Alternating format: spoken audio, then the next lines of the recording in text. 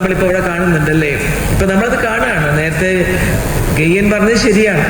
അന്ന് 70കളിലും 80കളിലും എഴുതിയതൊക്കെ ഈ 2025-ലും നമ്മൾ കാണുകയാണ് ശരിക്ക് എങ്ങനെയാണ് കള്ളപ്രചരണത്തിലൂടെ മനുഷ്യനെ കൺകെട്ട് വിദ്യയിലൂടെ ജാലവിദ്യയിലൂടെ എല്ലാം മറക്കാൻ പ്രേരിപ്പിച്ചുകൊണ്ട് അവരെ അവരുടെ സമൂഹ ജീവിതത്തിൽ നിന്നും ഭൗതിക ജീവിതത്തിൽ നിന്നും പിടിച്ചു മാറ്റി അവരെ എവിടെയോ ഇല്ലാത്ത ഒരു വെർച്വൽ ലോകം അവിടേക്ക് മാറ്റി സ്ഥാപിച്ചുകൊണ്ട് ഇതൊന്നുമേ പ്രശ്നമല്ല, കിട്ടാൻ പോകുന്നതും വരാൻ പോകുന്നതും മാത്രമാണ് വലുത് എന്ന് പറഞ്ഞ് വിശ്വസിപ്പിച്ചുകൊണ്ട് പോകുന്ന ഒരു ലോകത്തില് അതൊക്കെ മുൻപേ കണ്ടവർ അവരാണ് കലാകാരന്മാർ.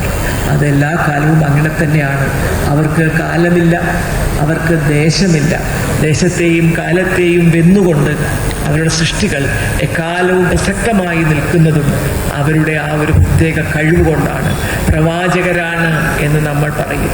അവരെ പോലുള്ളവർക്ക് പ്രവചിക്കാൻ കഴിയാണ്. ശാസ്ത്രലോകത്തായാലും കലാലോകത്തായാലും വിമാനങ്ങളുടെ കണ്ടുപിടുത്തമായാലും അന്തർവാഹിനികളുടെ കണ്ടുപിടുത്തമായാലും അപ്പോളോ എന്ന ചന്ദ്രനിലേക്ക് പോയ പേടകമായാലും ഇതൊക്കെ ശാസ്ത്രമുണ്ടാക്കുന്നതിന് മുൻപേ ഇങ്ങനെ ഉണ്ടാവും എന്ന് പറയാനും അതിൻ്റെ ഡിസൈൻ പോലും വരച്ചു വെക്കാനും അതിൻ്റെ പേര് പോലും ഒരു നോവൽ എഴുത്തുകാരൻ വിഭാവനം ചെയ്ത രീതിയിലാണ് അത് കണ്ടുപിടിക്കുമ്പോൾ ആ പേര് കൊടുക്കുന്നത്. അതുകൊണ്ട് ശാസ്ത്രം കുറേ കഴിഞ്ഞ് എന്ത് നേടുമെന്ന് സാഹിത്യകാരൻ, ഞാൻ നേരത്തെ പറഞ്ഞ ദീർഘദർശിത്വമുള്ള സാഹിത്യകാരൻ, പ്രവാചകരായിട്ടുള്ളവർക്ക് ഇന്നേ കാണാൻ സാധിക്കുകയാണ്. അതുകൊണ്ടാണ് അവർ കാലത്തിനും ദേശത്തിനും അതീതരായി വർത്തിക്കുന്നത്.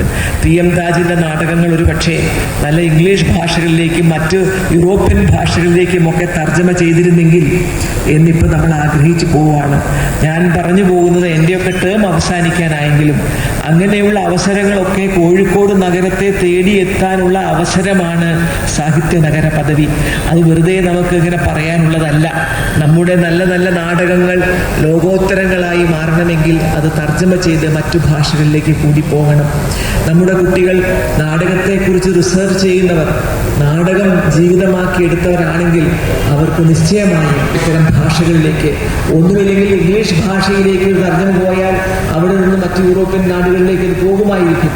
അതുകൊണ്ട് നമ്മൾ പലപ്പോഴും ഇംഗ്ലീഷിനെയും മറ്റു ഭാഷകളെയും ഇങ്ങോട്ട് ആവാഹിക്കുമ്പോൾ അതേ ഗൗരവത്തോടെയും അതിൻ്റെ തനിമ നഷ്ടപ്പെടാതെയും നമ്മുടെ സാഹിത്യ കൃതികളെ മറ്റു ഭാഷകളിൽ എത്തിക്കാൻ നമ്മളൊരു താല്പര്യം എടുക്കുന്നില്ല എന്നതും അതിനു വേണ്ടിയുള്ള ഒരു അവസരം കിട്ടിയപ്പോൾ അത് ഉപയോഗിക്കുന്നില്ല എന്നുള്ള ഒരു കാര്യവും കൂടി എനിക്ക് വേദനയോടെ പറയാനുണ്ട്. കോഴിക്കോട് കോർപ്പറേഷൻ എല്ലാത്തിനും നേതൃത്വം നൽകും എന്നല്ല കേട്ടോ ഇതിൻ്റെയൊക്കെ അർത്ഥം. ഇത് നഗരമാണ് ഏറ്റെടുക്കുന്നത്.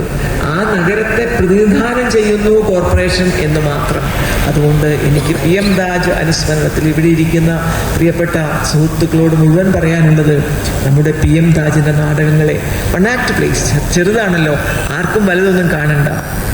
അതിനെ നമുക്ക് നല്ല രീതിയിൽ അതെ, നമുക്ക് യൂണിവേഴ്സിറ്റിയിൽ നമുക്ക് ഡിപ്പാർട്ട്മെന്റ്സ് ഉണ്ട്. അവിടെ വരുന്ന ആൾക്കാർക്ക് നമുക്ക് റെസിഡൻസി പ്രോഗ്രാം ഇവിടെ കൊടുക്കാനായിട്ട് സാധിക്കും. അവർ 2 മാസം അവരുടെ ഭക്ഷണവും ചിലവും കൊടുത്തുകൊണ്ട് ടിക്കറ്റ് അവർ വഹിച്ചുകൊണ്ട് താമസിക്കാനുള്ള സൗകര്യം ചെയ്തു കൊടുക്കാനും ഒരു അലവൻസ് അവർക്ക് കൊടുത്ത് അവരുടെ ഭക്ഷണമൊക്കെ ഇവിടെ നിന്ന് കഴിക്കാനും കോഴിക്കോട് കോർപ്പറേഷൻ്റെ റിസർച്ച് പ്രോഗ്രാമിന് സാധിക്കും. അതിൽ പറ്റുമെങ്കിൽ ഞാനിവിടെയുള്ളവർ പറയുകയാണ്, അതാ നമുക്ക് ഇതിനൊക്കെ ഇവിടെ ഉണ്ട്, ഇതിനകത്ത് ബന്ധപ്പെട്ട ആൾക്കാരുണ്ട്, അവരുടെ ഒക്കെ സഹായത്തോടു കൂടി നമ്മുടെ താജിൻ്റെ നാടകങ്ങൾ, അതുപോലെ നമുക്കിപ്പം ഏറ്റവും വലിയ പ്രശസ്തരായവരുടെ പുസ്തകം മുഴുവനും ട്രാൻസ്ലേറ്റ് ചെയ്യാൻ കഴിഞ്ഞില്ലെങ്കിലും മലയാളം അത്ര മോശമല്ല എന്ന് സ്ഥാപിച്ചെടുക്കാനുള്ള അവസരമാണ് കോഴിക്കോട്ടുകാർക്ക് വന്നിട്ടുള്ളത്. അതുകൂടി കോഴിക്കോട്ടുകാർ ഈ അവസരത്തിൽ ഓർക്കണമെന്നും അത്തരത്തിൽ ചെറിയ ചെറിയ കൃതികൾ ട്രാൻസ്ലേറ്റ് ചെയ്തിപ്പം